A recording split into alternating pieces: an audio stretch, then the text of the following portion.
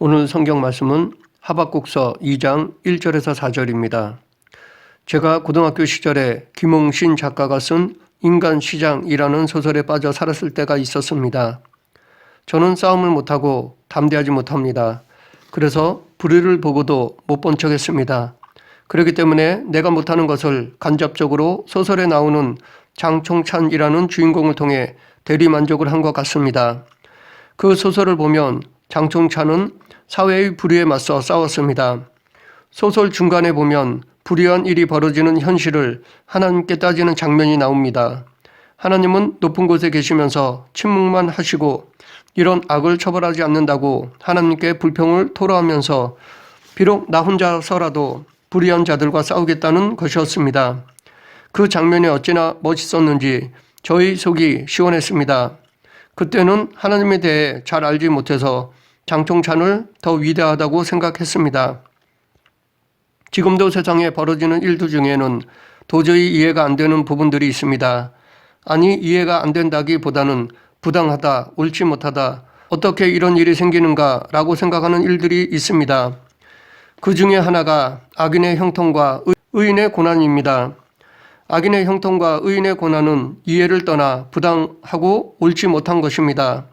그런데 실제로 우리 주변에서 그런 일들이 일어납니다. 특히 이 세상을 다스리시는 공의롭고 정의로우신 하나님을 믿는 우리로서는 더더욱 용납할 수 없는 것입니다. 이런 것으로 하나님의 존재를 의심하며 공격하는 불신자들에게 우리는 뭐라 대답하기가 힘이 듭니다. 어쩔 때는 그들 편에 서서 함께 하나님에 대해 공격하고픈 생각이 들기도 합니다. 이런 부당한 일에 모든 사람들은 불만을 품습니다. 이것은 지금뿐 아니라 과거에도 이런 생각을 했던 사람들이 많이 있었습니다. 그 중에 대표적인 사람이 하박국 선지자였습니다. 하박국 선지자가 활동한 시기에 고대 팔레스틴 지역은 바벨론이 급부상하고 있었습니다. 팔레스틴 북부 지역의 강대국이었던 아수르 제국이 BC 612년에 수도 니느웨의 성이 바벨론에 의해 함락된 후 거의 몰락 상태에 있게 되었습니다. 그리고 팔레스틴 남부 지역의 강대국이었던 애굽도 바벨론과 갈그미스 전쟁에서 패함으로써 세력이 크게 약화되었습니다. 이렇게 강대국끼리 세력 다툼에 있는 틈바구니에서 남유다는 한시도 마음을 놓을 수 없는 불안한 나날을 보내고 있었습니다. 더욱이 BC 609년 요시야 왕이 갈그미스로 향하고 있던 애굽 왕 바로 누고의 진군을 막다가 무기또에서 전사했고 그 결과 남유다는 애굽으로부터 큰 어려움을 당하였습니다. 또한 바벨론 제국은 남쪽으로 그 세력을 확장하기 위한 발판으로서 남유다를 공격했습니다. 그래서 바벨론은 애굽이 세운 유다왕 여호아스를 패하고 여호야김을 왕으로 세웠습니다. 이때 귀족들을 대거 포로로 잡아갔는데 이것이 제1차 포로 사건입니다. 이 제1차 포로 때 잡혀간 사람들 중에 다니엘과 세 친구도 있었습니다. 그 이후로 남유다는 종교적으로나 도덕적으로 타락이 크게 달하였습니다. 통치자들은 백성들을 탈취하고 압제하였고 하나님의 말씀을 선포하는 선지자들을 서슴없이 잡아 죽였습니다. 그런 가운데 백성들은 날로 고달퍼갔고 지도자들은 점점 더 타락해 갔습니다. 이런 상황을 지켜본 하박국 선지자는 하박국서 1장 2절부터 4절에서 공의의 하나님께서 왜 악인들을 징계하지 않으신가 라고 불만을 토로하였습니다. 이 질문의 답변으로 하나님은 1장 5절부터 11절에서 남유다의 죄악은 결코 묵과되지 않겠다고 하셨습니다. 당신께서 정하신 때가 되면 이방 민족 바벨론을 도구로 사용하여 남유다의 죄를 징계하시겠다고 말씀하셨습니다. 그런데 하박국은 이런 하나님의 답변을 납득하기 어려웠습니다. 왜냐하면 의로우신 하나님이 당신의 뜻을 이루고자 악인을 사용하시기 때문입니다. 하나님께서 당신의 선하신 일을 이루는 데 있어서 악인이 사용된다는 것에 대해 하박국 선지자는 도저히 이해할 수 없었습니다. 그뿐 아니라 이것은 원수로부터 이스라엘 민족을 보호해 주시겠다는 사무엘하 7장 8절부터 16절에 나오는 하나님의 언약과는 정면으로 배치되는 것처럼 보이기 때문입니다. 그래서 하박국 선지자는 또다시 하나님께 불만을 토로합니다. 그것은 왜 하필이면 남유다보다 더 패역하고 하나님을 모르는 바벨론을 들어 당신의 백성인 남유다를 심판하시는가 라는 것이었습니다. 오늘 본문은 하박국 선지자의 이 두 번째 질문에 대한 하나님의 대답입니다. 하나님의 대답에서 지금 우리들에게 필요한 교훈을 알아보겠습니다. 1절, 내가 내 파수하는 곳에 서며 성루에 서리라. 그가 내게 무엇이라 말씀하실는지 기다리고 바라보며 나의 질문에 대하여 어떻게 대답하실는지 보리라 하였더니, 하박국은 파수대와 성벽에 서서 하나님의 대답을 기다렸습니다. 여기서 말하는 파수하는 곳이나 성루는 두 가지 의미로 생각할 수 있습니다. 먼저 이것들은 조용한 곳을 의미합니다. 다시 말해 하박국 선지자는 하나님의 세미한 대답도 놓치지 않기 위해 조용한 곳에서 응답을 기다렸다는 것입니다. 세상의 모든 헛된 말들을 다 끊고 오직 하나님의 말씀만을 들으려 하였습니다. 여기서 하박국이 하나님을 독대하려는 모습을 볼 수 있습니다. 하나님의 사람은 이렇게 하나님과의 1대1 교제의 시간을 가져야 합니다. 하나님과의 깊은 관계를 가져야 합니다. 엘리야도 이세벨의 위협에 쫓겨 도망쳐 혼자 힘들어하고 있을 때 하나님을 독대했습니다. 하나님의 응답을 기다리며 1대1 교제를 나누었습니다. 또한 파수하는 곳, 성루는 적의 공격으로부터 지키기 위해 보초를 서는 곳입니다. 그것은 곧 하박국은 하나님의 파수꾼으로 마땅히 지켜야 할 자기 자리를 지키며 하나님의 응답을 기다렸다는 것입니다. 우리도 하박국처럼 내게 주어진 자리를 지키며 즉 사명을 감당하면서 하나님의 응답을 기다려야 합니다. 내 책임, 내 의무를 다하면서 하나님의 응답을 기다려야 합니다. 그러나 때론 모든 것을 내려놓고 전적으로 하나님의 응답만을 기다려야 할 때가 있습니다. 그때에 우리가 내려놓아야 할 것들은 내가 만든 세상적인 분주한 것들입니다. 하나님의 응답을 기다린다면서 사명이 아닌 세상적인 일에 바쁘다면 하나님은 좋아하시지 않습니다. 그리고 때론 그런 경우는 하나님께서 모든 것을 내려놓게 만드십니다. 모든 길을 막으시고 무릎을 꿇게 하십니다. 신앙은 하나님의 약속에 대한 기대와 소망을 가지고 하나님을 바라보는 것입니다. 하나님이 응답하실 때까지 참고 기다리는 것이 우리의 신앙입니다. 이는 마치 농부와 같습니다. 농부는 가을의 수확을 기대하며 봄에 씨를 뿌립니다. 그리고 가을이 이르기까지 수고하고 참고 기다립니다. 신앙도 마찬가지입니다. 하나님의 약속과 기도, 사명에 대한 응답이 될 때까지 수고하고 인내하여 기다리는 것이 바로 신앙입니다. 하나님의 말씀을 읽으면서도 하나님의 약속의 성취를 기다리지 않는 사람, 기도하면서도 하나님의 응답을 기다리지 않는 사람, 사명을 받았으면서도 충성하며 기다리지 않는 사람은 참 신앙인이라 할 수 없습니다. 우리는 우리의 파수하는 곳 성루로 돌아가 하나님의 약속의 성취를 기다리고 기도의 응답을 기다리며 우리에게 맡겨진 사명에 충성을 다하며 기다려야 할 것입니다. 하박국은 도저히 이해할 수 없는 실제적인 문제를 하나님께 물었습니다. 하나님께 답을 구하였습니다.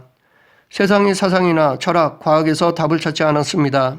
왜냐하면 하나님은 벌어지는 모든 일들의 이유와 목적을 다 세우신 분이기 때문입니다. 하나님 안에 모든 사건의 전말과 해결이 있습니다. 그렇기 때문에 우리도 이 세상의 모든 실제적인 문제의 답을 하나님께 물어야 합니다. 도저히 이해할 수 없고 해결할 수 없는 문제들일지라도 다 하나님께 내려놓아야 합니다. 그리고 하나님의 응답을 구해야 합니다. 열왕기하 19장에서 히스기야는 아수르의 침공으로 포위당하여 힘들어하고 있었습니다. 그때 아수르의 사자가 건네준 편지를 받고 성전에 올라가 하나님 앞에 펴놓았습니다. 도저히 자기 힘으로 해결할 수 없는 문제를 철저히 하나님께 맡겼습니다.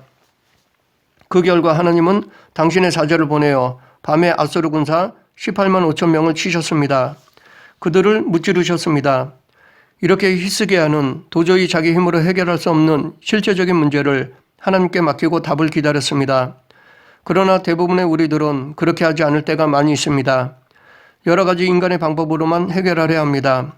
어쩔 때는 하나님의 응답을 기다리기보다는 세상적인 방법이 더 빠르고 잘 해결되는 듯하게 보이기도 합니다. 물론 세상적인 방법도 하나님이 쓰시는 도구일 수 있습니다. 그러나 우리는 먼저 하나님께 문제를 내려놓아야 합니다. 하나님께 아뢰고 내게 주어진 환경에서 최선을 다해야 합니다. 이것이 하나님이 기뻐하시는 성도의 자세입니다. 세상에는 많은 처세들과 다양한 방법들이 있음에도 불구하고 우리는 먼저 하나님께 문제를 내려놓아야 합니다. 세상적인 방법으로만 문제를 해결하려 하면 당시에는 좋을지 몰라도 온전한 해결 방법이 아니기 때문에 완전히 문제가 해결되지 않을 수 있습니다. 본질이 해결되지 않고 현상만 해결되면 또다시 문제가 발생하게 될 수 있습니다. 반면에 하나님께 맡기면 하나님은 근본적인 해결을 해 주십니다. 완전한 해결을 주십니다. 왜냐하면 하나님의 대답은 반드시 이루어지기 때문입니다. 하나님의 뜻은 반드시 실현되기 때문입니다. 2절 3절 여호와께서 내게 대답하여 이르시되 너는 이 묵시를 기록하여 판에 명백히 새기고 달려가면서도 읽을 수 있게 하라. 이 묵시는 정한 때가 있나니 그 종말이 속히 이르겠고 결코 거짓되지 아니하리라. 비록 더딜지라도 기다리라. 지체되지 않고 반드시 응하리라. 여기서 달려가면서도 읽을 수 있게 하라는 말은 두 가지로 볼 수 있습니다. 첫째는 아무리 바쁜 사람이라도 읽을 수 있게 하라는 것과 둘째, 그것을 읽는 자들이 속히 달려가서 그 내용을 전하게 하라라는 이중의 의미가 담겨 있습니다. 이처럼 복음은 언제 어떤 상황 속에서라도 읽히고 사람들에게 증거되어야 합니다. 세상 끝날까지 전파되어야 합니다. 그래서 이사야 선지자도 이제 가서 백성 앞에서 서판에 기록하며 책에 써서 후세에 영원히 있게 하라 라고 하였고 예수님께서도 내가 너에게 분부한 모든 것을 가르쳐 지키게 하라. 볼지어다 내가 세상 끝날까지 너희와 항상 함께 있으리라 라고 말씀하셨습니다. 하나님의 묵시를 읽은 사람은 마치 전령이 왕명을 받아 가는 것처럼 깨달은 말씀을 사람들에게 전하기 위해 가야 합니다. 사마리아 수가성 우물가에서 예수님을 만나고 진리의 말씀을 들은 여인은 자신이 메시아를 만난 사실을 깨달았습니다. 그리고 그것을 전하기 위해 성 안으로 달려갔습니다. 또한 예수 그리스도가 유일한 구원의 길임을 깨달은 사도 바울도 온 세상을 향하여 가서 복음을 가르치고 선포하였습니다. 지금 우리가 이 일을 해야 합니다. 나를 세워준 자리로 가서 예수 그리스도를 증거하고 전해야 합니다. 하나님은 당신의 일을 이루어 가시는 데 있어서 그때그때 상황에 따라서나 감정에 따라 이끌어 가시지 않습니다. 다 질서 있게 계획하신 대로 당신이 작정하신 대로 이루어 가십니다. 그렇기 때문에 하나님의 뜻은 그것이 성취되도록 정해놓으신 정한 때가 있습니다. 그런데 아직 그 때가 이르지 않았기 때문에 그 일이 이루어지지 않은 것인데 그 때를 모르는 사람들은 낙심하며 하나님의 공의를 의심합니다. 그래서 하나님은 하박국을 통해 유다의 남은 자들이 낙심치 않고 인내할 수 있도록 당신의 뜻을 기록하라고 하신 것입니다. 그렇기 때문에 우리도 비록 우리의 생각으로는 하나님의 약속이 도무지 이루어지지 않을 것처럼 여겨진다 하더라도 성경 말씀에 근거해서 때가 차면 하나님의 뜻이 반드시 성취되리라는 확신과 소망을 지니고 인내해야 합니다. 사실 우리 인간의 눈으로 볼 때 세상의 많은 일들이 갑자기 일어나는 것 같고 우연히 일어나는 것처럼 보이는 경우가 있습니다. 그러나 그 모든 일들도 하나님의 계획 가운데에서 일어나는 것들입니다. 하나님께서는 대초에 모든 일을 작정하셨습니다. 우리는 언제 어느 때에 무슨 일이 일어날지 모르지만 하나님께서는 이미 모든 일을 다 작정하셨고 그 작정하심에 따라 이 세상이 운행되고 있는 것입니다. 하박국 선지자에게 주신 바벨론에 대한 심판의 예언은 하박국 시대로부터 70년이 지난 후에 고레스가 바벨론을 멸망시킴으로 이루어졌습니다. 그때가 바로 하나님께서 하박국 선지자에게 주신 당신의 묵시를 이루기로 정하신 때입니다. 이렇게 하나님의 말씀은 반드시 이루어집니다. 이것은 곧 하나님의 의는 반드시 실현된다는 것입니다. 그렇기 때문에 악인이 형통하고 의인이 고난받는 것처럼 보일지라도 하나님께서 정하신 때가 되면 악인은 심판을 받고 의인은 인정받습니다. 4절 보라 그의 마음은 교만하며 그 속에는 정직하지 못하나 의인은 그의 믿음으로 말미암아 살리라. 여기서 하나님께서 말씀하시는 마음이 교만하고 정직하지 못한 자는 당시 바벨론을 의미합니다. 바벨론은 유다를 징계하기 위해 하나님이 잠시 사용하는 막대기였습니다. 이것은 바벨론이 어려워서가 아니라 단지 도구로 사용하는 것일 뿐입니다. 그런데 바벨론은 자기들이 강대국이 된 것을 자기의 힘이라고 생각했습니다. 그래서 그들은 하나님 앞에 교만했습니다. 부강하게 해주신 하나님께 감사하지 않고 자기 힘으로 이룬 것이라 생각했기에 하나님은 그들의 교만도 치실 계획을 세우셨습니다. 그리고 비록 유다는 징계를 받아 포로로 잡혀갔지만 그들은 회개할 것이기 때문에 다시 회복해 주실 계획이셨습니다. 그러나 바벨론은 다시 회복할 수 없도록 철저한 심판을 하십니다. 왜냐하면 그들은 하나님의 징계 중에서도 하나님께로 돌아오지 않기 때문입니다. 또한 그들은 정직하지 못했습니다. 다시 말해 하나님 앞에 올바르지 못했습니다. 바벨론은 하나님이 주신 힘으로 하나님의 뜻에 맞게 사용해야 했는데 다른 나라를 침략하면서 백성들을 포로로 잡아와 필요 이상으로 잔인하게 다루었습니다. 또한 그들의 삶의 터전을 완전히 파괴하는 극악한 행위를 저질렀습니다. 그들은 단지 막대기 역할만 해야 했는데 교만하여 하나님이 원하셨던 그 이상의 포악을 행하였습니다. 이러한 그들의 행위는 하나님 보시기에 올바르지 못한 것이었기에 하나님은 그들을 심판하십니다. 그러나 의인은 지금 당장은 고난 속에 있고 고통을 겪고 있지만 반드시 회복해 주십니다. 의인이 회복되는 것은 그가 행한 의로운 행위 때문이 아닙니다. 하나님에 대한 믿음 때문입니다. 여기서 말하는 믿음이라는 말은 에무나라는 단어로 이 말은 견고함, 성실함을 의미합니다. 어떠한 상황 속에서도 하나님에 대한 신뢰를 잃지 않고 하나님의 공의를 믿는 믿음을 말합니다. 의인은 고난, 고통 속에서도 하나님께서 건져주실 것을 확신하며 흔들리지 않습니다. 그래서 의인은 그런 하나님에 대한 믿음 때문에 하나님은 의인을 붙들어 주십니다. 의인은 하나님에 대한 믿음으로 말미암아 하나님의 은혜로 살아가게 됩니다. 또한 의인은 하나님에 대한 믿음으로 다른 사람들에게도 성실한 태도로 살아갑니다. 다시 말해 의인은 다른 사람에게도 정직하게 살아갑니다. 이런 의인의 태도는 위에서 언급한 바벨론과는 대조를 이룹니다. 아합 왕은 북이스라엘 왕 중에 가장 타락했으며 독재를 펼쳤습니다. 그래서 어느 누구도 아합의 독재에 대항할 수 없었습니다. 특히 그의 부인인 이세벨의 힘을 꺾을 사람은 아무도 없었습니다. 그래서 그녀는 자기가 가지고 싶은 것이 있으면 수단과 방법을 가리지 않았고 빼앗았습니다. 아합은 나봇의 포도원을 가지고 싶어 했습니다. 그러나 나봇은 그 포도원이 하나님께서 파는 것을 금하신 조상의 유산이었기 때문에 팔지 않았습니다. 그로 인해 아합이 식음을 전폐하자 이세벨은 나봇에게 하나님과 왕을 저주했다고 모함하여 죽였습니다. 그리고 나봇의 포도원을 빼앗았습니다. 이렇게 아합과 이세벨은 자기들이 하고자 하면 무엇이든 다 했던 사람이었습니다. 세상적으로 보면 형통했습니다. 하지만 하나님은 그들을 철저히 심판하셨습니다. 반면에 욥은 하나님께서 인정하실 정도로 의인이었습니다. 그런데 그는 고난을 받았습니다. 자식이 다 죽고 재산을 다 잃고 가정도 깨지는 고난을 당했습니다. 심지어 건강도 잃었습니다. 그런 가운데 위로하러 온 친구들은 위로는커녕 욥을 죄인 취급하였습니다. 욥의 상황도 그가 죄인일 수밖에 없다고 증명해주고 있었습니다. 그의 편은 아무도 없었습니다. 그래서 세상적으로 보면 철저한 고난이었습니다. 하지만 하나님은 그를 회복시켜 주셨습니다. 정하신 때에 하나님은 그에게 복을 갑절이나 주셨습니다. 이처럼 하나님은 반드시 악인은 심판하시고 의인은 높여주십니다. 말씀을 정리하겠습니다. 세상은 우리가 이해하지 못하는 일들이 벌어집니다. 도저히 용납할 수 없는 일들이 발생합니다. 그 중에 하나가 악인의 형통과 의인의 고난입니다. 악인이 죄를 범했는데도 형통하고 오히려 선을 행하는 의인이 고난을 받는 것은 용납할 수 없을 뿐만 아니라 공의로우신 하나님을 의심하게 됩니다. 그럼에도 불구하고 우리는 그런 상황 속에서도 하나님에 대한 신뢰를 잃어서는 안 됩니다. 하나님의 공의를 의심해서는 안 됩니다.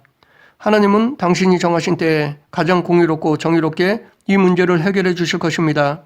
우리는 그때까지 참고 인내하며 하나님에 대한 믿음을 잃지 말아야 합니다. 더 나아가 우리도 하박국 선지자처럼 하나님의 공의롭고 정의로우심을 찬양해야 합니다. 그러면 지금 당장은 고난 속에 있다 하더라도 앞으로 있을 하나님의 공의를 바라보며 힘을 낼 수 있습니다. 우리 모두 하박국 선지자처럼 불의함 중에서도 인내로 믿음을 지키는 성도가 되길 간절히 축원합니다. 기도하겠습니다. 사랑과 은혜가 풍성하신 하나님 아버지, 눈으로 보는 것을 전부로 생각하지 않고 오직 하나님의 뜻이 이루어짐을 믿는 성도가 되게 하여 주시옵소서. 현상에 휘둘리지 않고 본질을 바라보는 성도가 되게 하여 주시옵소서. 예수님 이름으로 기도드립니다. 아멘.